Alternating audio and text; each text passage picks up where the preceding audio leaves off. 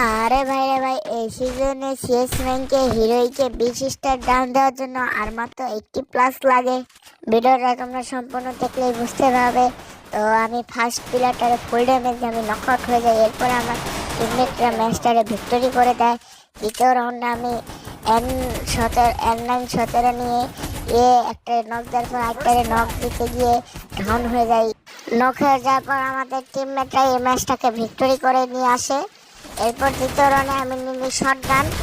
এরপর আমি একটা ডবল ট্যাপ মেরে ডাউন করে দিই। এরপর আমি ডাউন হয়ে যাই। তারপরে আমার টিমমেট আমাকে রিভাইভ দিয়ে দেয়।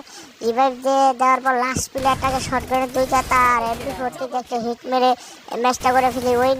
এরপর আমরা টানা 2টা রাউন্ড হেরে গেছি। তারপরে আমরা একটা ফুল ড্যামেজ দিয়ে উইয়ন দিয়ে তার একটু ড্যামেজ দিলাম। তারপর ঘরে গিয়ে দিচ্ছি আরেকটা প্লেয়ার তার হেডশট বডি মেরে ডাউন করে ফেললাম। লাস্ট প্লেয়ারটাকে এখানে